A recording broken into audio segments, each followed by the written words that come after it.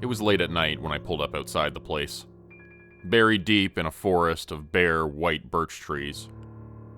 My headlights had been off for a while, and I quieted the engine's rumble with a backwards twist of the key in the ignition. Once the car was still, I breathed a sigh of relief. No lights were turning on. No people were waking up inside the house. My prey had not noticed me yet. I opened the driver's side door of my truck, keeping the decibels low as I closed it shut behind me again. The cabin lights were rigged to stay dim, and I felt secure in the shadows by the gravel road. There were no cars along this stretch, but still I had pulled the truck far onto the grass, tucking it into the darkness of the trees. I strapped 2 pistols to my waist and 1 on my ankle, slinging the lightweight assault rifle across my back for long range. I wasn't anticipating a fight, but it was always good to be prepared. The moonless sky overhead provided much-needed darkness as I stepped into the forest and began to move silently through the trees. I'd done this so many times that my feet didn't make a sound as I walked. When you've been hunting the most dangerous game in the world for 20 years, like I have, you learn to be stealthy. There's nothing worse than being caught in the act when you're trying to kill someone. And believe me, I've been there. Making my way through the last section of the forest, I considered the gunshot scars and old knife wounds which decorated my skin. Wincing, I couldn't help but remember the worst of them. A 22mm to my side which had ping-ponged around my thoracic cavity, doing a multitude of damages. I tried my best not to think about how much longer I would have to do this for, how many more people I would have to kill before I could finally rest, before I could finally retire and be free of this madness. But the people I work for will never allow that while I'm still healthy, and while I'm still in my prime. I would need a lot of money to escape permanently, and to disappear completely from their grasp. The lights up ahead broke me from my bad thoughts as I emerged from the forest and saw the target's house was very close now. Most times, a man like this would own a dog, something big and terrifying to scare away intruders. A lot of my victims seemed to sense death coming for them long before it arrived, and they prepared for this by purchasing assault rifles and claymores, pistols and grenades, pit bulls, and Doberman pinchers. But my client had insisted that this man was peaceful and innocent. He was an elderly gentleman who lived alone, the anonymous voice on the phone had told me, insisting on sending the money by wire and never meeting face to face, and paying an exorbitant surcharge for the privilege of anonymity. The victim didn't have any family. He would be asleep in his bed by the time I arrived, and I would be in and out in 10 minutes or less. Easy money, they said. That was the client's promise. And my own research had confirmed all of this as well. After tailing the man for a week, I was confident he was at home, in his small house, sleeping quietly alone, at this hour of the night. I was so sure of myself. I was about to pull out my lockpick kit when I decided to try the doorknob instead. Amazingly, it turned in my hand, letting out a small, rusted squeak. The old bastard was just as trusting as they'd said. Stepping inside the old house, I took my gun from its holster and checked that the safety was off. There was one in the chamber at all times, and today was no exception. Something felt off, though. My instincts were telling me to run, for reasons I just couldn't understand. The house was too quiet, too still. I realized suddenly that there was no noise coming from the refrigerator in the kitchen, as if it had been unplugged. But why would anyone unplug their fridge? The entire house was deathly silent. Usually there would be a computer humming, a ceiling fan spinning, or a furnace blowing air through the vents. But this place was quiet as a catacomb. I told myself I was being foolish. The old man was probably an eccentric who took out his fuses overnight. Or maybe his power had been shut off by the city for non-payment. Or he lived off the grid. Whatever the case was, I had a job to do. Pressing forward, I went through the stale-smelling kitchen, past a dark entrance to the run-down living room on my right. A stained couch and a ragged recliner could be seen inside, positioned in front of a television with bent rabbit ears on top. Slowly pushing open the bedroom door, I stepped inside. There was a shape on the bed which looked like a man but wasn't. My keen eyes immediately saw that the normal rise and fall of the chest was absent, the man's skin pale and plastic-looking. It was a dummy, I realized too late. The blank white face of it was expressionless and stared up at the ceiling as I gasped, and my heart skipped a beat in my chest. I'd been tricked. This was a trap. I had made plenty of enemies over the years, and one of them had finally found me. One with enough resources and know-how to make something like this happen. My mind raced, trying to think of who it could be. That Somali warlord's brother. The Mafia family. None of them felt right. A hissing sound began to come from all around me, and I noticed a mist was coming through the vents now, smelling of chemicals. I fought against it, trying desperately to stay conscious. My head began to spin as I crumpled to the floor, and the last thing I remembered was feeling as if the entire house were moving, like it had been picked up and placed on a tractor-trailer, and was being driven towards the highway. And then the world became a veil of total darkness for a while. A heavy black curtain made of velvet, which rested over my eyes, and told me to sleep. I woke up on a beach, confused and nauseated, my head spinning viciously, causing me to vomit into the sand beside me. After a while, I managed to focus on a single spot in the distance long enough to get my vision to settle, and eventually stood to my feet with an effort. My eyes took in the surroundings with a sense of surreal fascination. Palm trees, tropical birds, surf and sand with jagged rocky shards breaking through the whitecaps. This had to be a dream. The sun was blazing in the sky overhead, and the ocean was glaring at me, a headache booming in my skull like an overinflated balloon about to burst. Sand was clinging to my skin everywhere, and I looked at it numbly. How the hell did I get here?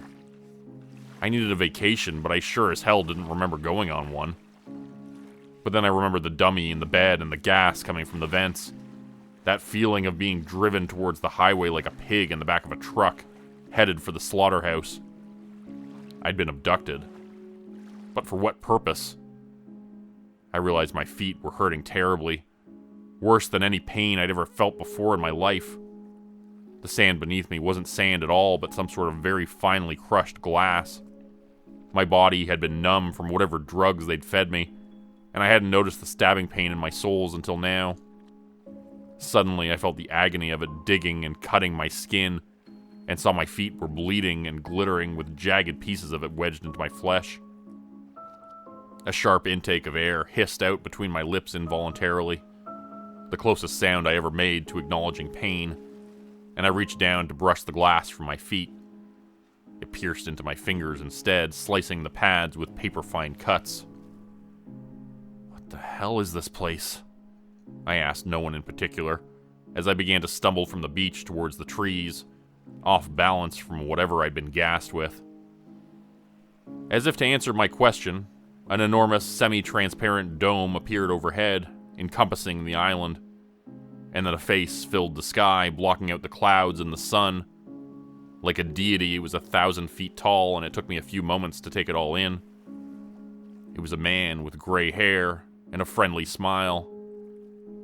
"Hello, and welcome to the island," he said kindly. "My apologies for taking you all from your busy schedules, but I'm sure you'll be very glad I did, once I explain. It is my great pleasure to inform you all that you have been chosen for a very special event. Consider it the World Cup of professional killing, or as I like to call it, the deadliest game." He paused for a few seconds, as if he had made a joke and were waiting for someone to laugh. But then he scowled and continued. "Each of you has been selected because of your particular skill set. That skill set is murder. There are 20 of you on this island.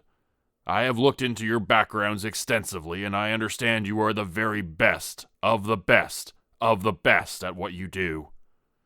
killing people. This made me pause as I realized suddenly that I was not alone. This psychopath kidnapped a bunch of people and dropped us all on a private island. I looked around, trying to spot another person, but could see no one. It occurred to me that if I did spot someone, they might not be friendly. 20 murderers were placed on this island after all. Not ordinary people. The man had just said it himself. I suddenly felt very exposed on the beach and began to run towards cover. There was a forest further inland, and I sprinted towards it, wincing at the pain in my feet with each step, driving the broken glass in further and further. There was a sound of running water up ahead, and I moved in that direction, thinking I could use the water to rinse the glass from my feet.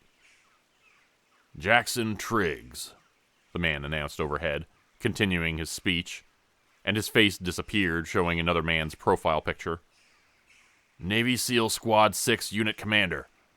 Trained sniper and close quarters combat expert. Survivalist and Ironman competitor during his off time. My money is on you, Mr. Triggs. But some others are betting greedily against the favorite. So be careful. You never know when one of your rivals might receive a gift from one of their benefactors." You gotta be kidding me, I thought to myself. What the hell is this now? The fucking Hunger Games? Benefactors? Gifts? Rivals? Was Jennifer Lawrence gonna pop out of the trees and shoot me with a bow and arrow? Fuck. The image in the sky changed again to reveal a woman with a stern, determined look on her face. She was dressed in a military uniform that I recognized as belonging to the Green Berets. The man's voice began describing her training and battle history in horrifying detail, and I realized I was in serious trouble. These people were no joke. Even if this whole thing felt like a bad YA novel. One by one, he described my fellow combatants until reaching my name at the end. He described me with a few cursory sentences, making me feel small compared to my competition. It struck me that I was the underdog in the deadliest game, not the favorite. And most people, if not all, would be betting against me. None of them granting me gifts or favors. "There is only one rule for all of you participating in my little game," the man in the sky continued. "The last person alive gets to leave. You will also receive a handsome reward for your efforts. Enough money so that you will never have to work again in your life. $100 million. My legs froze mid-stride.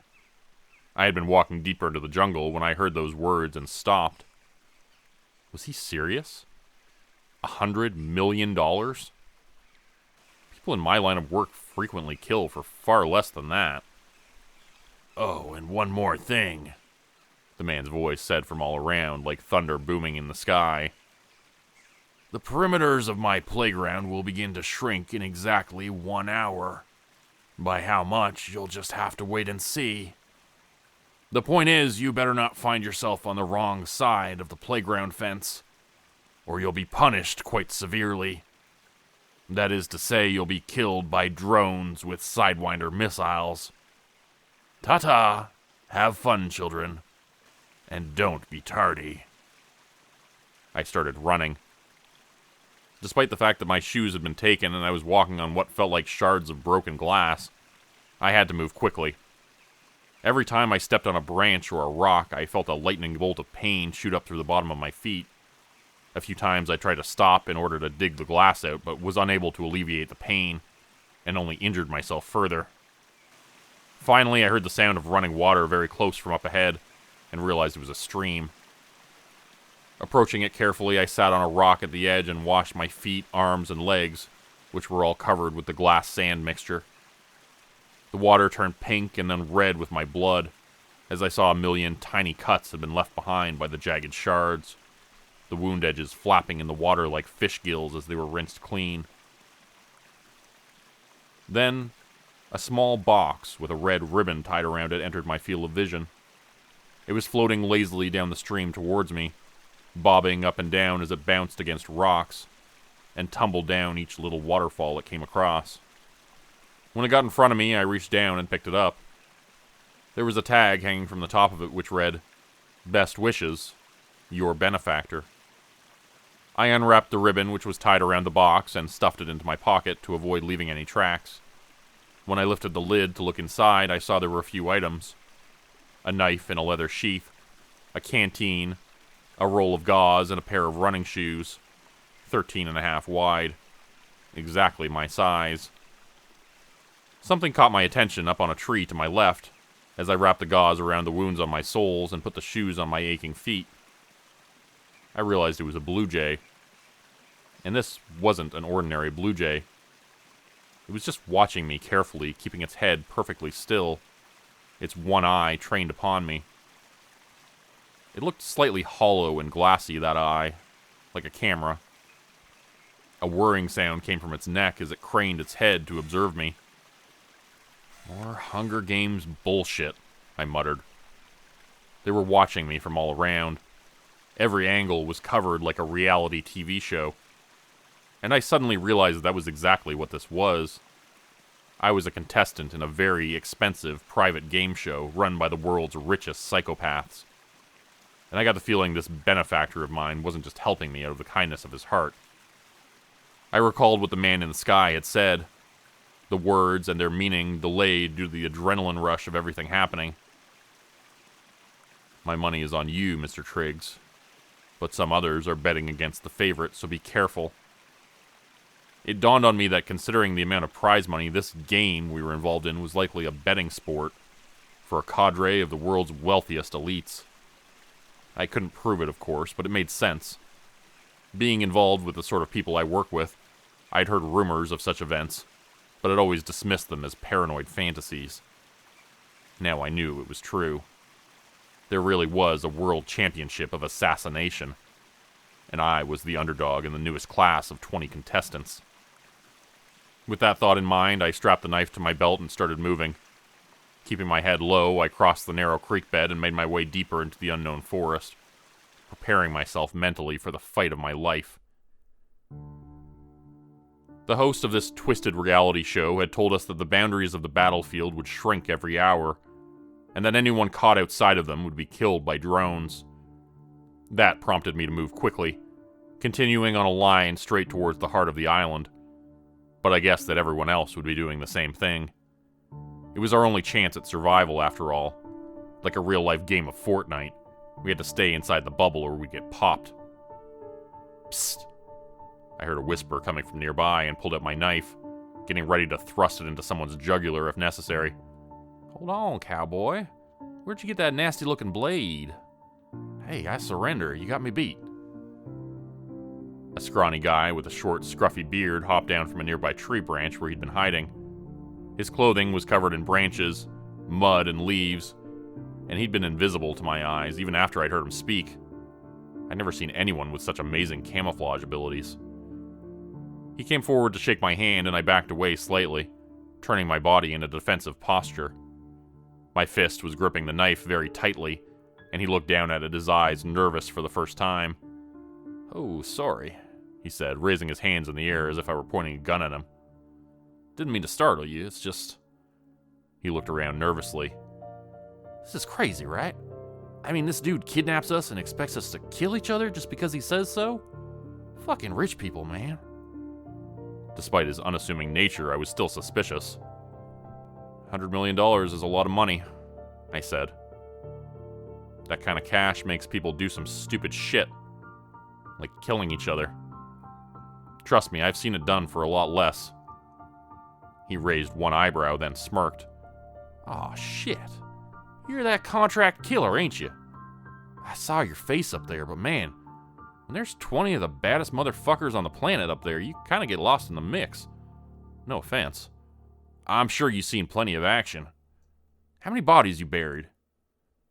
I didn't say anything. Instead, I continued walking towards the center of the island, leaving him behind. There was no time for talking, and if he wasn't going to make a move, neither was I. What? Ain't you going to kill me? Why bother? Somebody else will do it. He laughed, and I heard the faint sound of clothing as it rustled and shifted, and I knew he was reaching for something. Yeah, you're probably right about that. Bunch of stone-cold killers on this island. We're all gonna get ours sooner or later. Except for one of us, that is. I spun with the knife blade in my hand, pinched between my thumb and forefinger. As he squinted one eye shut and began to squeeze the trigger of the gun he was holding, I was already letting go of the knife, sending it sailing through the air.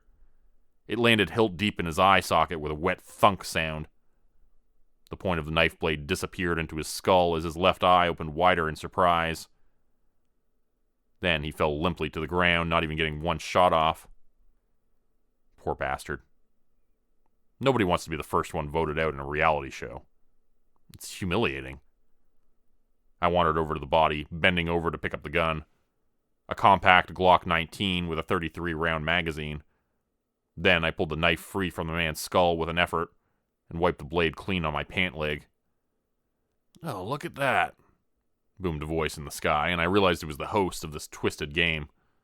"We just had our first encounter, ladies and gentlemen, and what a doozy it was. Congratulations to our underdog. I wasn't expecting that, I'll be honest. But you've got a long way to go. 19 of you remain in the game. Good luck." It didn't really hit me for a few more minutes how close I'd just been to dying. If my knife hadn't hit its mark, or if I'd been a millisecond slower, I would have wound up with a bullet through my skull. I wasn't just dealing with unsuspecting victims anymore. Now I was competing with the best of the best. Trained soldiers, commandos, and assassins more deadly than anything the world had seen before. After searching the body and finding nothing else of consequence, I moved on. Heading deeper into the forest, I saw something up ahead that looked like a building in the distance. Rain clouds were moving in, and thunder and lightning could be heard with it, and I decided to seek shelter there. But others would be heading that way as well. I had a funny feeling about it. That was just something I would have to deal with. "Time is up, everyone," the host of the deadliest game called out from all around. I looked up to see his face in the sky through the tree branches where dead-eyed blue jays sat watching. "Better get to where you're going quickly. The boundaries are shrinking, and you don't want to be left outside in the rain. Trust me, it's nasty stuff." A few drops began to splatter and fall on my arms, and I felt them burning where they struck my skin. Each raindrop hissed like acid, and I watched with horror as my flesh began to sizzle. Acid rain. Classic. What a sociopath. I ran even faster, getting closer to the building in the distance and seeing that it was a massive tower which rose up high into the sky. At its center was a pillar which looked to contain further floors of a skyscraper, the likes of which I had never seen before. It was like a mountain constructed of steel and glass. It dominated the skyline as I emerged into the wide clearing from the forest. My head craned up to take in the impossible height of the structure, built out here on this island in the middle of nowhere, but looking like it belonged in a metropolis like New York or Chicago. There was suddenly a loud noise like machine gun fire in the distance, from more than one source. At least 2 or 3, if not more. And then a loud, piercing boom silenced them one by one, as a sniper with a bolt-action rifle took them out. It sounded like he was a very good shot, whoever he was. 18, 17, 16. Bravo, sir, bravo, called the baritone voice from the sky with giddy enthusiasm. Acid rain was now pouring down from above as I ran out from the forest. I stayed close to the trees, which grew outside of its boundaries. My path was serpentine, and I kept my head low, leaving myself exposed as little as possible as the tower got closer. But it was still so far away. I hadn't realized how massive the building was at first, and like a mountain in the distance, it was taking a long while to get to it. I looked back to see that coming from behind was the inner wall of a massive blue-tinged dome, shrinking and growing smaller by the second. If I ended up on the other side of that dome, drones from the sky would shoot me dead in an instant. Not only that, but I had other matters to worry about too. Every second I remained exposed was another opportunity for that sniper to catch me with a bullet, and for the acid rain to melt my flesh. I saw my skin was drooping and sagging in places, like melted candle wax, and guessed that my face looked the same.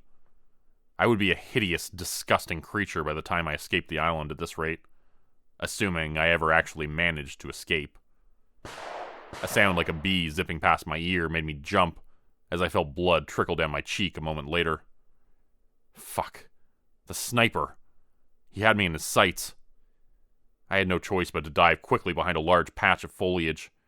Once there, I hunkered down behind a tree and waited, watching as my clothes sizzled and the acid rain scorched my flesh. Another bullet impacted the tree, and the sound of a gunshot in the distance could be heard a moment later. Judging by the brief delay, it meant the shooter wasn't far away. I could make a run for it, but it would be risky.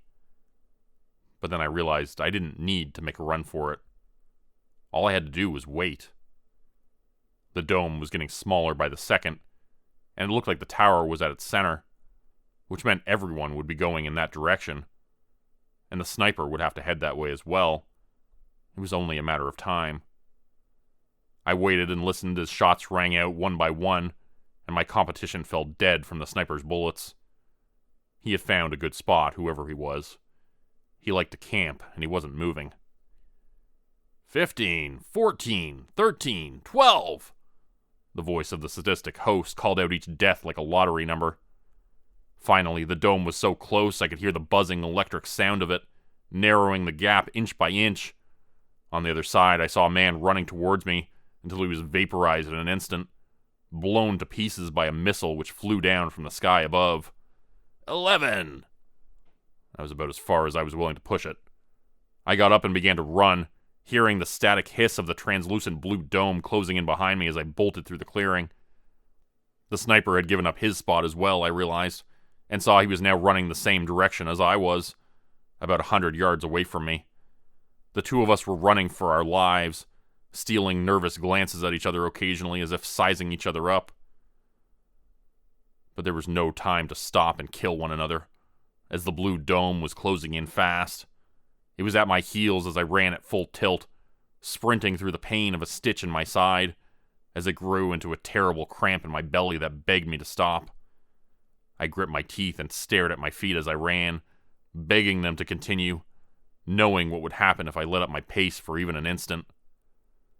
The blue dome's hiss of static could be heard so close now it was like a mosquito buzzing in my ear, tickling the back of my neck as it got ready to overtake me.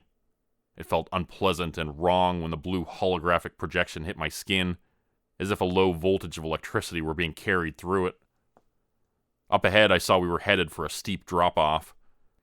Not quite a cliff, but not quite a ditch. It appeared that we would be falling more than 10 or 15 feet towards a rocky embankment if we didn't slow down, and neither one of us was about to slow down. We both ran off the ledge at full speed, just as the dome stopped closing in. The blue wall of light froze at the top of the ledge as we tumbled down the slope, pinwheeling and crashing into boulders and rocks. Hitting my head, I felt a lightning bolt of pain go through my skull, before the entire world went black and fell away completely. I woke up a few minutes later, realizing with horror that I had been knocked unconscious during the fall. But to my great surprise, the sniper was gone. He had not taken the opportunity to kill me, and neither had anyone else. Maybe he didn't want to kill an unconscious man just to prove he's better than me, I thought to myself bitterly. To prove he has honor. What a douchebag. It was ironic, since I wound up in this place due to the fact that I was prepared to kill an old man in his sleep for money. And I've been doing such things for a long, long time. Maybe I needed to re-examine my life. Maybe I really did need to retire before I lost what was left of my soul. That thought was occurring to me more and more frequently lately. Struggling to my feet, I looked around and saw there was nobody nearby. My destination stood clearly in the distance, even more obvious now that the blue dome had shrunk so significantly. That structure was at the very center of this place. It was plain to see. Everyone would be headed there, and whoever was left alive would be the best of the best. I wasn't out of danger yet. Not by a long shot. The next section of the island was full of small boulders and rocks, and a meandering series of streams and creeks which fed outwards from the heart of the island. The impression I got was that the center of the island had once been a great mountain, but it had been hollowed out and blasted with dynamite until it was only a fraction of its size. The pieces of granite and rock which had once comprised the Goliath now repurposed to create the monstrous skyscraper which towered over everything. Who would be capable of something like that? It was like something Lex Luthor or Dr. Evil would do. Some sort of James Bond villain of unrealistic proportions. Before I could give it any more thought, the sound of approaching footsteps broke me from my observations. I spun around just in time to see a woman with a spear running towards me, the sharp end of the thing sticking out in my direction, ready to impale me. She began to howl a war cry of some sort when she saw me notice her, and picked up her pace even more. I saw she had dark mud spread on her face like war paint, streaks beneath her eyes, and vertical lines running down her cheeks. Luckily, she was still a good 10 yards away, so I drew my pistol and had it pointed at her face a second later. Normally, that would have been that. I would have squeezed the trigger and she would have been dead. But I paused. For a split second, I hesitated. I don't really know why. Maybe it was that asshole sniper. The fact that he hadn't killed me was really sticking in my craw. Did he think he was better than me? Was that it? But that was enough time for the woman to throw her spear at me. The tip of its blade went directly into the barrel of my gun, bullseye, sending it flying backwards out of my hand and really fucking up my index finger in the process, since it was stuck in the trigger guard. The pistol leapt from my grip and crashed into a rock nearby, completely and utterly destroyed by the pressure of the impact against the boulder. And then the woman was on me. Her face was full of rage as spittle flew from her mouth and she hissed and punched me, trying to get her legs around my neck in a chokehold of some sort. She quickly managed to do so, and I heard myself making gurgling, strangled noises as she squeezed tighter and tighter, my head trapped between her thighs. The world started fading to black as I considered my options. You know, I could split it with you, I gasped. The prize money, 50-50. She didn't look convinced. Maybe it was the fact that my face was turning purple and she had the upper hand. I managed to surprise her with a quick move and ended up on top of her. My forearm was down on her neck and I heard her gasping for air, although her thighs were still wrapped around my neck in a triangle choke from below. I realized for the first time that the woman was beautiful. Her black hair flecked with dirt, her lips and teeth stained red with blood, the slightest hint of a rosy hue playing on her cheeks, although that might have been due to lack of oxygen. 50 million's still a lot of money, she squeezed through her strangled trachea as I continued cutting off her air supply.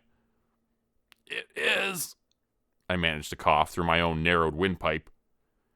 Does that offer still stand? 50-50? She asked, releasing the pressure on my neck slightly.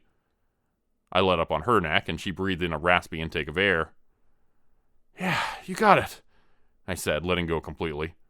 She did the same. Thanks, she said, panting. I'm Tia Trebell. It took me a few seconds to get my wind back, but when I did, I couldn't help but gush.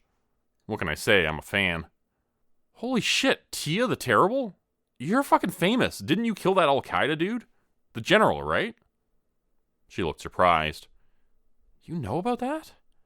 Damn, nothing stays classified anymore, does it? Well, if you know about it, I think what those pricks are going to do when they find out. Maybe I'm better off dead on this island. Hey, I got better sources than most foreign intelligence agencies. Trust me, you're good. I'm just better. Cocky, too, I see. Well, you don't really become the #1 hitman in the world by being meek. It doesn't really translate in this business. I helped her up to her feet, and we both looked at each other for a second, then back up at the tower in the distance. 50-50, right? She said nervously. 50-50. The two of us walked for a while, and eventually the tower began to look a little bit closer. I could make out the details of its entrance, and saw there was only one big door with arrows pointing to it from every direction, like a department store advertising a big sale. I knew a trap when I saw one. Hurry up, children. Round 2 is almost finished, the host called from the sky, his grinning face appearing to leer down at us once again. Only 3 of you left, and if you don't want to die, you'd better get inside.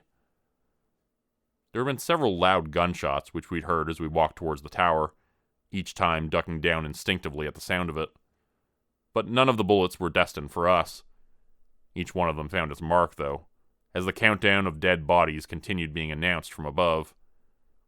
Now we had other concerns, as the blue force field dome surrounding us was shrinking again. The past hour had gone by quickly, and we were once again in danger of not making it into the new safe zone.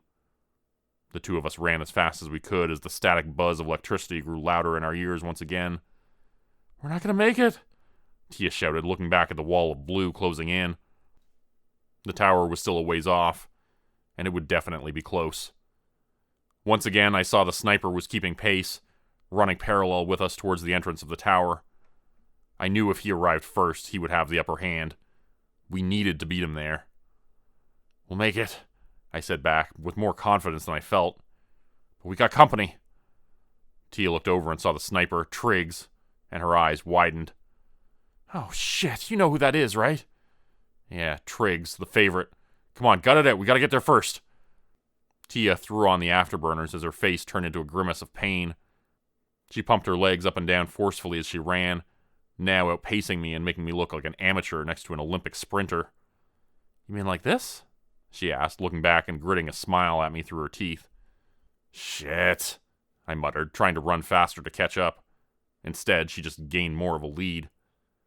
Putting my head down again, staring at my feet, I ran until my legs burned and my belly was a cramp from top to bottom. And just as the blue wall of the dome was about to overtake me, I dove inside the open front door of the tower, surprised at how close it was now. Tia was inside a moment before me, and the sniper had gotten there 30 seconds prior to her, running like Usain Bolt at the last second.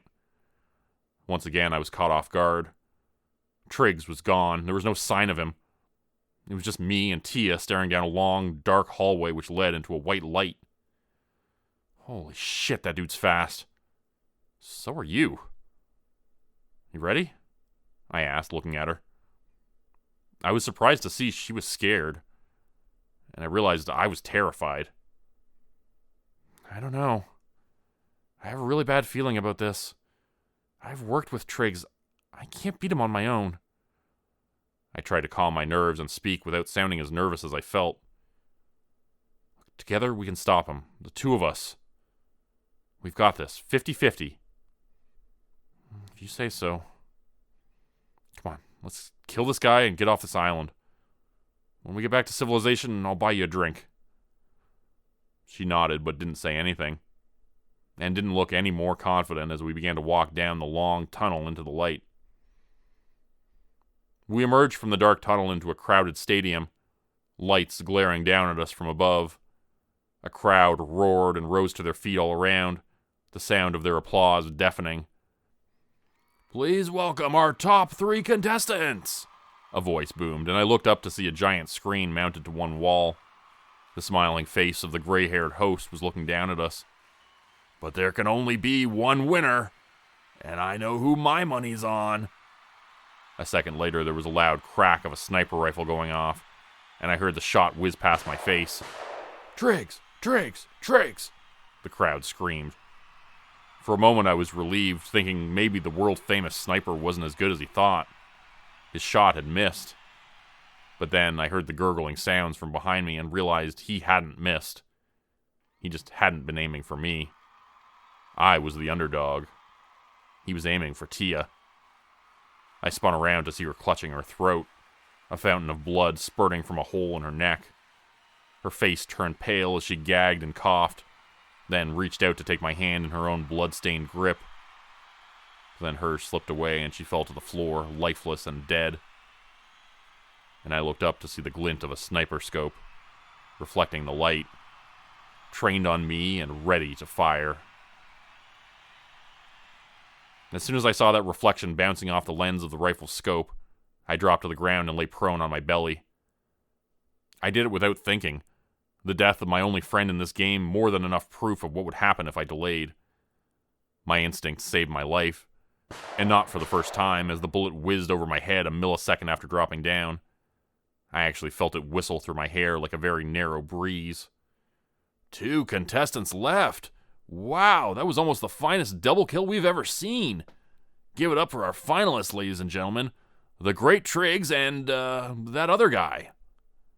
The crowd erupted in applause, and I lay on the floor, terrified out of my mind. Blood was spreading from Tia's head and was touching my hand, creeping towards my face. That decided it for me. I couldn't stay there one moment longer. I needed to move. "It's hopeless," a voice in my mind said. The world's deadliest sniper with a bolt-action rifle in his hands against an assassin with a knife and a canteen. Not only that, but losing Tia had affected me more than I thought possible. I had imagined us leaving this place together as winners, sailing off on a private yacht and retiring from homicide together. I had pictured us on a beach, drinking mimosas and laughing, reminiscing about the old days and that time we'd been caught on that killer island and almost died. But now, it was just me again. And I was alone. Just like I always had been, and just like I always would be. $100 million will buy you a lot of friends, another voice in my mind said, the counterpoint of the previous one. $100 million will buy you all the friends in the world. But they won't be real friends. You know that, said the twin voice, the sensible, no-nonsense one. So, what do we do? A third voice asked, and I realized I was either completely losing my mind or I was as sharp as I'd ever been. I decided to believe it was the latter. We do what we've always done, all three voices said in unison. We kill or we get killed.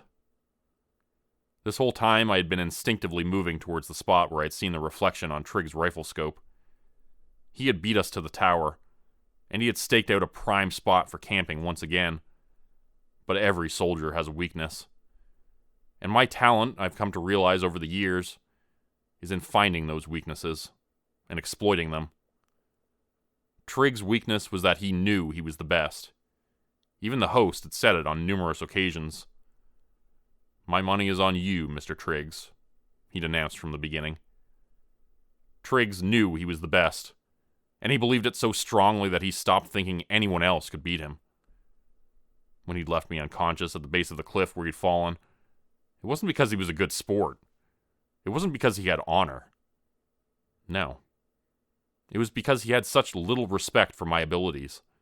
He thought I was beneath him. He wanted to kill me when I was standing up, when I was fighting back. Not because that was the right thing to do, but because he wanted to showboat. To save me for last. Now, with $100 million on the line, he thought so little of me that even after killing my friend and taking a shot at me, he'd stayed in the same spot, believing me incapable of finding him, thinking I wouldn't see the reflection of his rifle scope. Triggs got cocky and stayed right where he was, believing himself invincible. I actually felt a little guilty for the guy as I crept up on him, silent as a wolf stalking a rabbit in the forest, and slipped the knife under his chin just as he gasped and began to turn. But it was too late. Blood spurted and sprayed, staining his well-oiled rifle red. They don't call me the best assassin in the world for nothing. And Triggs had vastly underestimated me. Ladies and gentlemen, we have a new champion, the host announced loudly. But there was no applause. Only shocked silence, and then a lot of very loud boos. You really caught them off guard out there, the host said from behind his desk. We were up in his office on the very top floor of the tower, after an extremely long and unpleasant elevator ride, during which my ears had popped so violently I'd almost thrown up. I was still chewing the stick of gum the guards had offered me to help alleviate the pressure. It was the only thing that had gotten me through it. They weren't expecting the underdog to win it all, that's for sure. He stood up and looked out the window, resting his hands on the ledge in front of it. I took in his office, the walls stark white and gleaming. The view was incredible. I had to give him that. It looked out over the entire island, now missing the blue dome which I had become so accustomed to. Past the jungle and beaches, I could see water, and a giant yacht which looked to be heading towards a dock. I knew you were going to win from the beginning. That's why I put my money on you. This caught me off guard. I thought you were betting on Triggs. You said so yourself. He turned to look at me and smiled. Triggs was getting far too cocky. He thought he was untouchable. And that's when someone like you always comes to knock the knight from his horse. So, you gave me the... Yes. I'm the one who gave you the knife and the bandages, the canteen and the shoes. I'm your benefactor. Why not give me a gun and some body armor, jackass? Well, I knew you'd do your best if you were given a challenge. If you were underestimated. I've been watching you for a long time, after all. I know you better than you know yourself by this point. That really pissed me off. And suddenly I wanted more than anything to prove him wrong. I stood up and began to race towards him, intent on strangling the bastard to death with my bare hands, just to prove he didn't know me as well as he thought he did. But halfway there, my legs gave out, and I collapsed, my eyelids growing heavy and my face feeling numb. How's that gum tasting, champ? It's a little concoction I like to call spearmint sedative. Pops the ears on the elevator ride and sends you straight to sleep, just as your urge to kill begins to rise again. Ta-ta. See you next year. I woke up back in my apartment, in my bed, a pounding headache filling the space between my ears with pressure and pain. $100 million now sat inside my bank account. Untraceable. There was no reason for me to ever need to kill again now. I was set for the rest of my life. I could live comfortably and never have to take another contract. But I wasn't going to get off that easy. A letter was sitting on my coffee table, which I found right after seeing my bank account balance. I opened up the envelope and read the handwritten note inside, which promptly burst into flames after I'd finished reading it, like a letter from the devil. The deadliest game will resume next year at the same date and time. Be prepared to defend your title, as you will be expected to compete once again. Congratulations, new champion. See you next year. The story you just heard was written by me, and a variation of it previously featured on the Dr. Nosleep podcast and YouTube channel. If you'd like to check out their channel for more content, please check out the description below.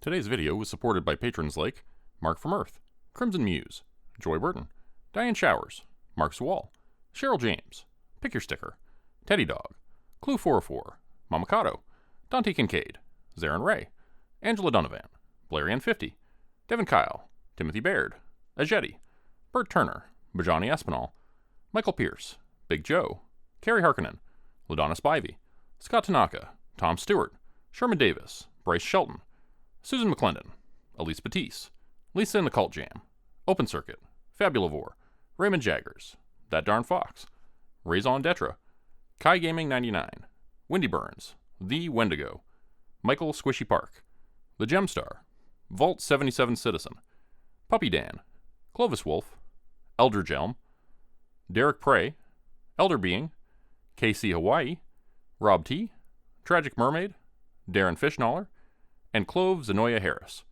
If you'd like to help support the channel, please consider joining my Patreon page at patreon.com/Jordan Grupe Horror. As a patron, you'll get access to bonus videos, content, and a Discord channel. You'll be credited at the end of every video going forward, and if you decide to stay for 3 months, I'll name a character after you which will be featured in the next Hollow's End story. Links to join the Patreon are in the description. Thanks everyone for listening. Please like, subscribe, and comment to help the channel continue to grow. It really does help a lot. And see you again next time at 4 p.m. Eastern Standard Time. Hope you have a great night.